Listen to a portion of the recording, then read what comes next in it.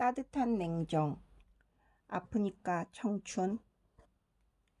청춘과는 한참 거리가 먼 77의 어머니가 얼마 전 쓸개 제거 수술을 받았다.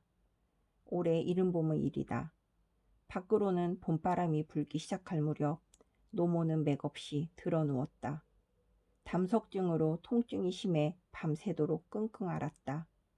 입원을 하고도 수술 일정이 바로 잡히지 않아 진통제 주사를 맞으며 며칠을 버텨야 했다.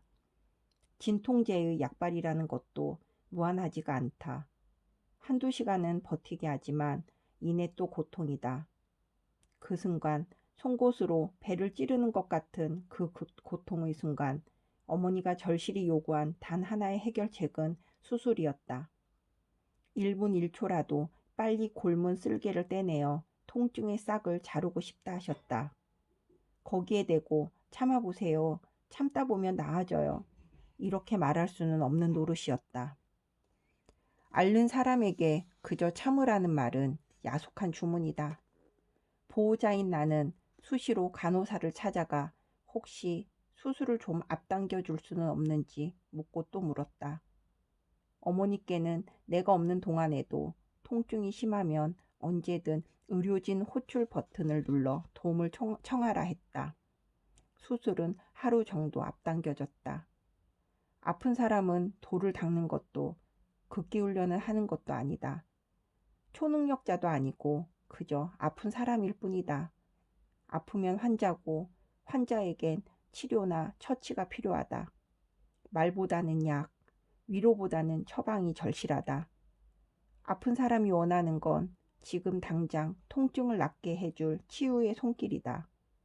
홀로 견디어 자연 치유되는 병도 있겠지만 세상엔 제 힘으로 극복할 수 없는 병이 있다. 그럴 때 고통은 실존의 문제다. 곧 죽게 생겼는데 참고 견디라는 말은 공허한 수사다. 무작정 버텨보겠는가? 약을 먹겠는가? 물어보면 10중 8구 후자를 선택한다. 환자는 그럴 수밖에 없다. 그것이 고통의 본질이다. 겪어 마땅한 아픔이란 없다. 환자에게는 오로지 겪지 않으면 좋을 아픔만이 있을 뿐 당장 뼈와 살이 타들어가는 환자에게 아파도 될 이유를 구구절절 설명하려 든다면 없던 우라병만 생길 일이다. 이제 하려는 이야기는 몸의 병 이야기가 아니다. 마음의 병 이야기다. 사회 전체의 병일 수도 있겠다. 어쨌든 환자는 청춘이다. 마음이 병들었든 사회가 병들었든 그로 인해 아픈 청춘들이 이 시대에 너무 많기 때문이다. 이야기는 아프니 청춘이 아니라 아프면 환자라는 명제에서 다시 시작한다. 아프니까 청춘이다 라는 말이 한동안 유행했다. 그 말 속에는 아픔을 견디며 기회를 기다려 보자는 잠언이 담겨 있는데 상당 기간 위안의 키워드로 청춘들에게 약효를 발휘했다. 언젠간 좋아질 거라는 희망의 메시지가 녹아 있었고 거기서 위로를 느낀 청춘들이 제법 많았다. 그러나 지금은 그 말에 열광하는 청춘이 그리 많지 않아 보인다. 그 말을 편안하게 받아들일 수 있는 마음의 여유가 더는 없어 보인다. 참고 견뎠지만 나아지는 게 없더라는 반론도 거세다. 출구가 보이지 않는 어두운 현실에서 그 잠언 하나가 근본 치유책이 될 수 없음을 체험으로 절감했기 때문이리라. 아프다고 온 사람에게 병원은 아프니까 환자예요. 아프니까 인간이에요. 라는 식으로 이야기하지 않는다. 사무장이나 상담사가 그럴 수는 있어도 의사가 그랬다가는 문 닫을 각오를 해야 한다. 중환자실에서 그런 말을 하면 멱살을 잡힐지도 모른다. 아프니까 청춘이라는 말이 진통제의 효력을 가질 수는 있다. 그러나 통증의 뿌리를 자르지 못한다는 점에서 진통제는 그저 언발에 오줌 누기 정도에 지나지 않는다. 병은 낫지 않는데 내리 진통제만 투여하는 건 되레 면역력을 약하게 할 뿐이다. 간이나 신장 등 다른 부위까지 상하게 하는 부작용이 따를 수도 있다. 마음이라고 다르겠는가? 병이 점점 심해지는 상황이라면 진통제는 더더욱 의존할 것이 못 된다. 이 시대 청춘이라는 환자들이 느끼는 현실 고통의 강도는 갈수록 세지고 있다. 지금의 사회가 분명 그렇다. 교육 불평등이라든가 고용 지표 같은 통계 자료는 굳이 인용할 필요도 없다. 온 국민이 다 아는 사실이다. 통증은 갈수록 심해지는데 아픔의 당위성만 설파하거나 진통제만 거듭 투여하는 건 허망한 일이다. 통증의 뿌리를 뽑는 일은 통증을 잠시 잊게 하는 일과는 차원이 다르다. 진단과 처방, 조제, 투약까지 전문가의 손길이 필요한 영역이다. 당신이 아픈 진짜 이유, 굳이 이렇게 더 아파야 하는 이유, 그걸 정확히 진단하고 맥을 짚어야 거기 맞는 확실한 약을 처방할 수 있지 않겠는가.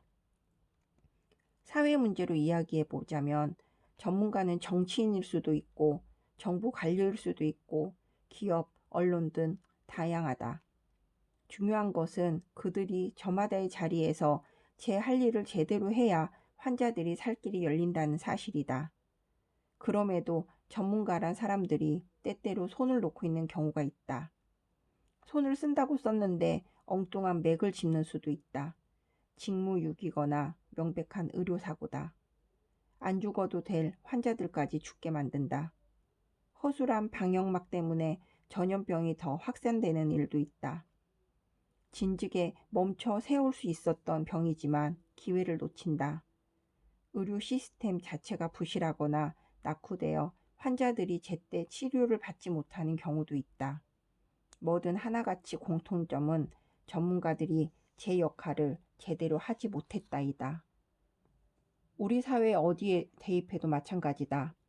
위정자들의 책임 방기와 전문 집단의 엉뚱한 처방이 사회 문제라는 질환을 더욱 악화시키고 환자를 더 많이 양산한다. 사회적 병리 증세가 확산될 때 법 제도와 국가 시스템마저 허술하다면 그야말로 속수무책이다. 1급 전염병 앞에 구멍 뚫린 방역 체계와 다를 바 없다. 몇 년 전 우리나라를 공포로 몰아넣었던 메르스 사태를 복기해보면 짐작할 수 있다. 이런 근원적인 문제들을 옆에 두고 당신은 어떻게든 나을 겁니다. 참고 견디세요. 라는 말만 되풀이한다면 그건 공연불에 지나지 않는다. 통증을 잠시 다스리는 진통제만 꽂아두는 것도 마약 처방에 불과하다. 잘못된 요인들을 뿌리부터 하나하나 찾아내고 병의 근원을 제거하려는 데서 전문적인 치료는 시작된다. 하지만 그것은 환자의 영역이 아니다. 환자들이 잘 참고 잘 견딘다고 해서 해결될 문제가 아니다. 전문가들이 밥값을 제대로 하고 기본 책무를 성실히 수행해야만 풀릴 사안이다. 진단이 잘못되었다면 뭐가 문제였는지 파악하고 어떤 새로운 약을 투여할지 결정하는 일. 그것은 환자들 능력 밖의 일이다. 참고 견디라는 조언에 환자들이 의무감이나 부채의식을 가질 필요는 없다. 참고 견딘 자에게 그 결과에 대한 책임을 전가하겠다는 이야기가 될 수도 있다. 그러니 다들 참는데 나만 못 참는다고 스스로를 책망할 필요 없다. 못 참겠으면 못 참겠다 소리내어 울어도 되는 게 환자다. 그걸 비난할 권리는 누구에게도 없다. 나도 아파봤는데 너희만 유독 칭얼댄다. 그저 버텨내야지 무슨 답이 있겠는가.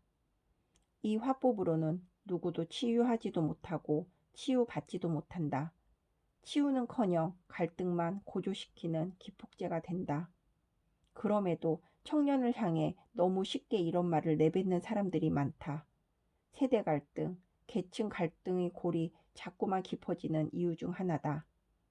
가뜩이나 신분 이동의 사다리가 무너지고 자력 성공의 문이 닫히고 출발선부터 다른 이 불공정 경쟁 시대에 청년 개개인의 인내심이나 지구력만 강요하는 건 부질없고 무책임하다.